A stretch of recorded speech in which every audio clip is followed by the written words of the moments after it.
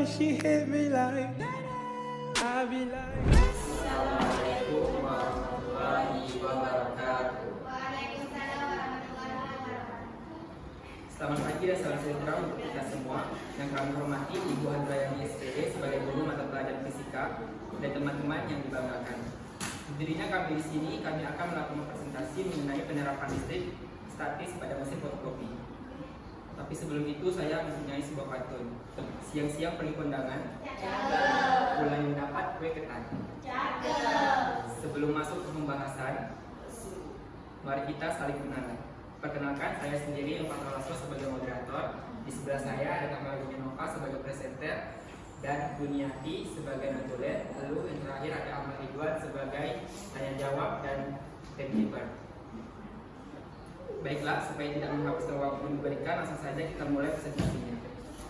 Baiklah, saya membacakan materi yang berjudul penerapan listrik statis pada mesin fotokopi. Apa itu listrik statis?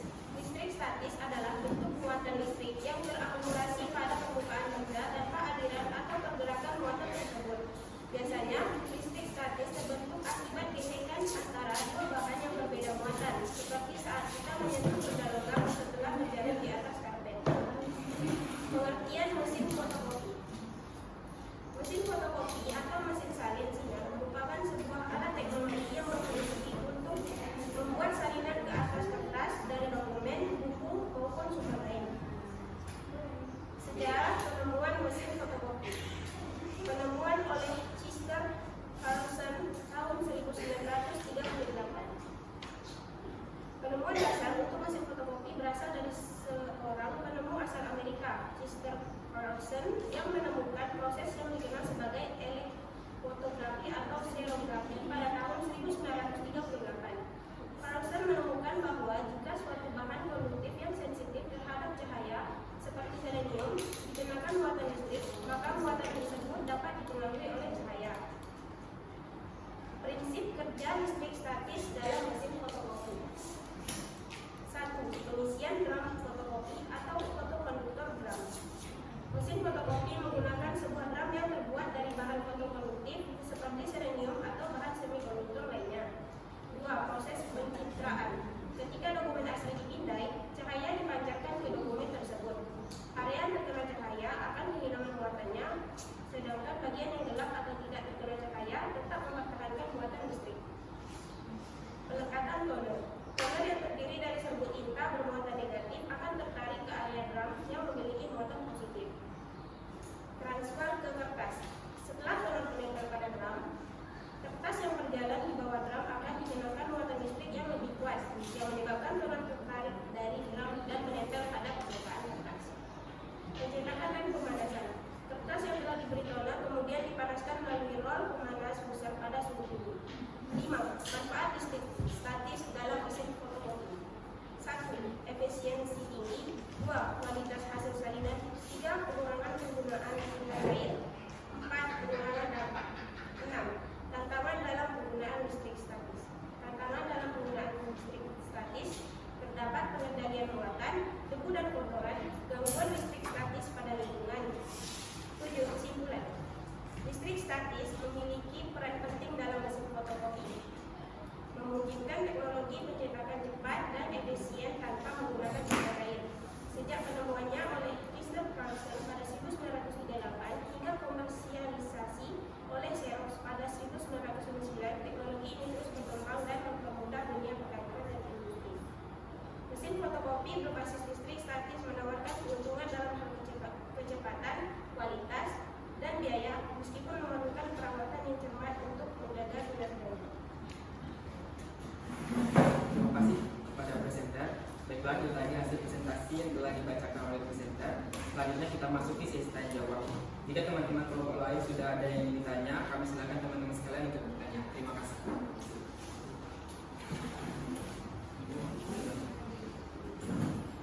Assalamualaikum warahmatullahi wabarakatuh. Perkenalkan, saya Nazarul Rahma, perwakilan dari kelompok 1. Pertanyaannya, bagaimana mesin fotokopi mengatur distribusi muatan listrik untuk memastikan kualitas cetakan yang baik?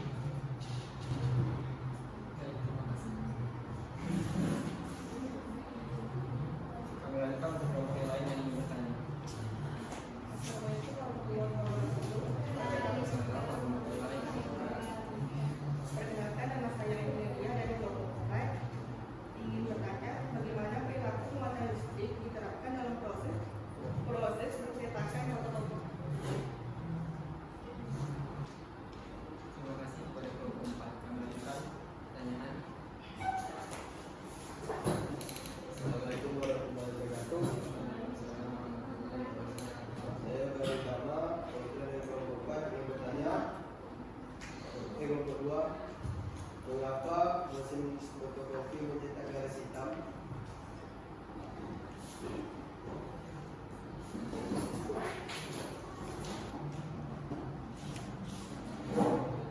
Baiklah, saya akan menjawab pertanyaan dari kelompok 4. Bagaimana perilaku muatan listrik diterapkan pada mesin fotokopi? Muatan listrik yang kuat diaplikasikan pada permukaan drum fotosintesis.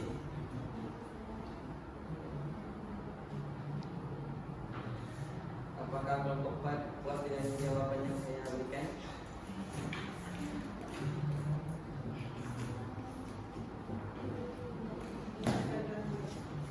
Saya ulangi lagi jawabannya.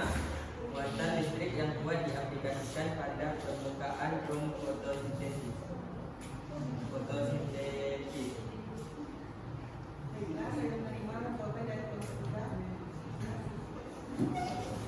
Baiklah, saya akan menjawab pertanyaan dari kelompok 2. Mengapa mesin fotokopi mencetak garis hitam?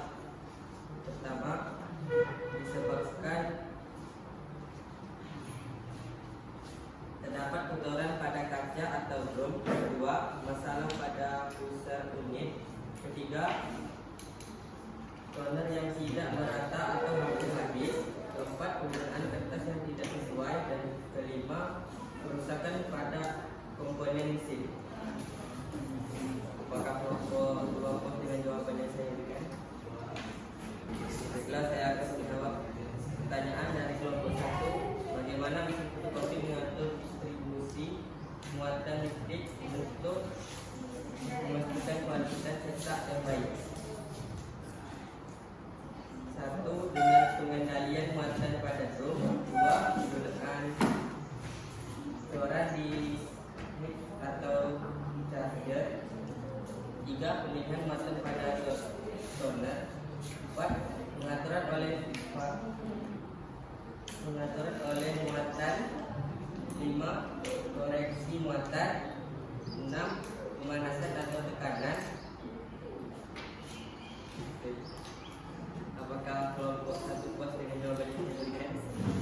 Terima kasih atas jawabannya. Kami sangat puas dengan jawabannya. Ya, berakhir sudah sesi tanya jawab kali ini dan saya akan serahkan kepada moderator. Terima kasih untuk Ahmad Ridwan. Baiklah, selanjutnya kami lanjutkan untuk sesi pembacaan dokumen yang akan mengulangi jawaban serta pertanyaan. Baiklah, saya akan membacakan hasil yang saya dapat ambil dari presentasi kami hari ini. Yang pertama, bagaimana mesin fotokopi mengatur distribusi muatan listrik untuk memastikan kualitas cetakan yang baik. Yang pertama, pengendalian muatan pada drum. Yang kedua, penggunaan coronizer atau chargers. Yang ketiga, pemilihan muatan pada toner. Yang keempat, pengaturan oleh pengatur muatan. Yang kelima, koreksi muatan. Yang kedua, mengapa mesin fotokopi mencetak garis hitam? Karena terdapat kotoran pada kaca atau drum. Yang kedua, masalah pada pusar unit. Yang ketiga, toner yang tidak merata atau hampir habis. Yang keempat, penggunaan kertas yang tidak sesuai. Kemudian, bagaimana perilaku muatan listrik diterapkan pada mesin fotokopi? Yaitu, muatan listrik yang kuat diaplikasikan pada permukaan drum fotosensitif. Baiklah, terima kasih kepada Nurul. Karena Nurul sudah selesai membacakan, maka sudah selesai pula presentasi kelompok kami pada hari ini. Mohon maaf yang sebesar-besarnya apabila dalam penyampaian tadi ada kesalahan. Karena dimulai, maka juga akan diakhiri. Jika diakhiri tanpa memulai, itu namanya bukan presentasi, tapi itu masalah hati. Kami akan